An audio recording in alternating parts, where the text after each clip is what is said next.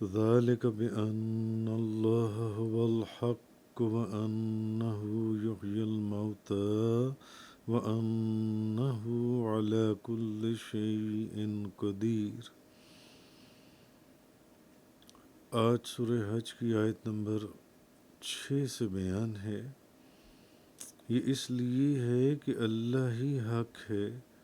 اور بے شک وہ مردوں کو زندہ کرتا ہے اور بلا شبہ وہ ہر چیز پر قادر ہے۔ آگے فرمایا وَأَنَّ السَّاعَةَ آتِيَةٌ لَا رَيْبَ فِيهَا وَأَنَّ اللَّهَ يَبْعَثُ مَن فِي الْقُبُورِ، اور بے شک قیامت آنے والی ہے،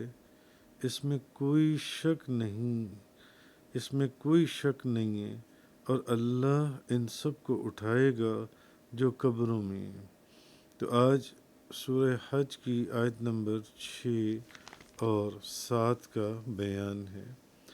اب اس آیت میں یہ جو فرمایا گیا ہے کہ اللہ ہی حق ہے، یعنی کہ اللہ واجب الوجود ہے، اس کا ہونا ضروری ہے اور اس کا نہ ہونا یہ محال ہے، یہ ایسا نہیں ہو سکتا، اور اس کے سوا اللہ کو چھوڑ کر ہر چیز ممکن بھی ہے اور حادث بھی ہے۔ اب ممکن کو کہا جائے گا کہ ممکن کی شان یہ کہ ممکن اس کا ہونا یا نہ ہونا دونوں برابر ہیں۔ اچھا، پھر اس کو عدم سے وجود میں لانے کے لیے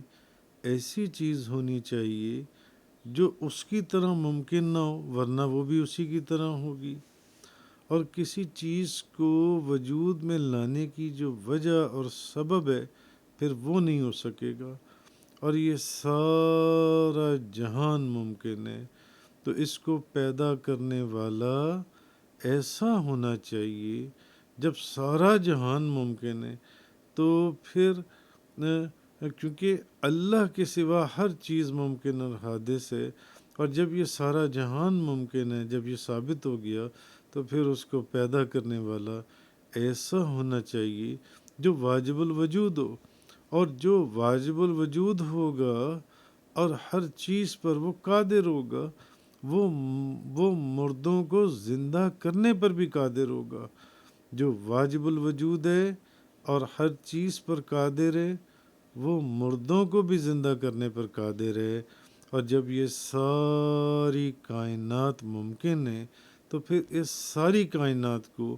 معدوم کرنا بھی ممکن ہوگا، اور پھر اس کو دوبارہ پیدا کرنا بھی ممکن ہوگا، اور جب یہ سب چیزیں ممکن ہیں تو پھر تم کہا یہ جا رہا ہے کہ قیامت کا کیوں انکار کرتے ہو اور حشر اور نشر کا کیوں انکار کرتے ہو۔ پچھلی چند آیات سے آپ اس صورت کی آپ پڑھ لیں، وہ جو نضر بن حارث کا جو معاملہ تھا کہ وہ مذاق اڑاتا تھا، اور یہ ساری چیزیں جو ان سی ہیں، پھر کہ جو کہتا تھا کہ قیامت ہو ہی نہیں سکتی اور انسان مرنے کے بعد دوبارہ زندہ ہو، ممکن ہی نہیں ہے کہ انسان دوبارہ پیدا ہو جائے۔ تو اصل چیز یہ کہ اللہ تعالیٰ نے مرنے کے بعد دوبارہ زندہ کیے جانے پر دو اصل میں دلیلیں بیان فرمائی ہیں کہ اور اس کے اوپر اس آیت میں ان کا نتیجہ جو ہے وہ فرمایا جا رہا ہے، یعنی آدمی کی پیدائش کے جو ابتدائی حالات ہیں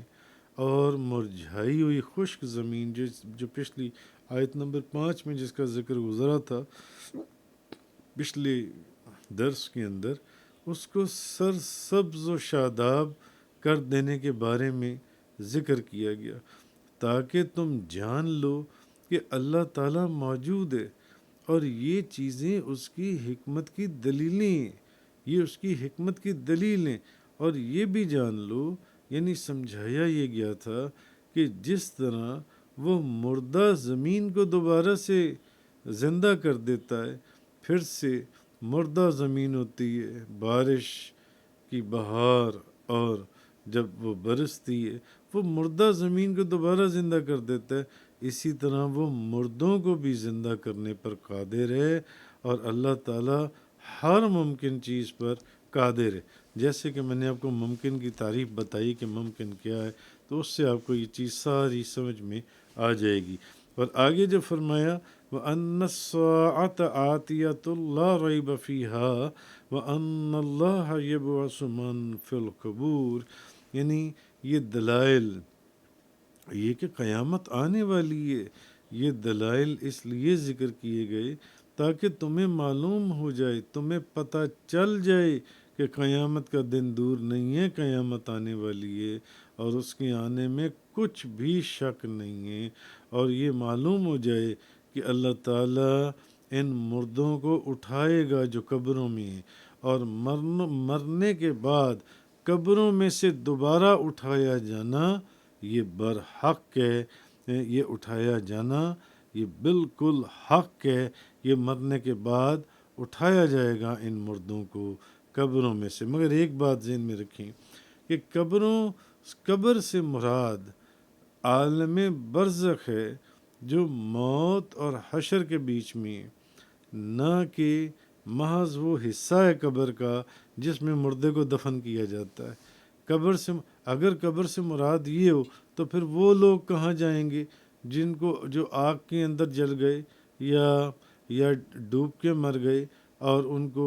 سمندر کی مچھلیاں کھا گئیں، اور وہ لوگ کہاں جائیں گے؟ تو معلوم ہوا کہ قبر سے مراد عالم برزخ ہے جو موت اور حشر کے درمیان کا وقت ہے، نہ کہ محض وہ غار ہے جو مردوں کو صرف دفن کرنے کے لیے، یا وہ حصہ جہاں مردے کو دفن کیا جاتا ہے۔ اگر ایسی بات ہو تو پھر جلنے والے اور ڈوبنے والے وغیرہ یہ بھی قیامت کے دن اٹھائے جائیں گے۔ تو قبر سے مراد عالم برزخ ہے۔ یہ چیز یہاں بتائی گئی کہ ہر صورت میں قیامت آنے والی ہے اور اس کے آنے میں کچھ بھی شک نہیں ہے۔ وآخر الدعوانا ان الحمد للہ رب العالمین۔ تفسیر قرآن کا یہ لیکچر انگلش میں سننے کے لیے براہ کرم ڈسکرپشن میں موجود لنک پر کلک کریں۔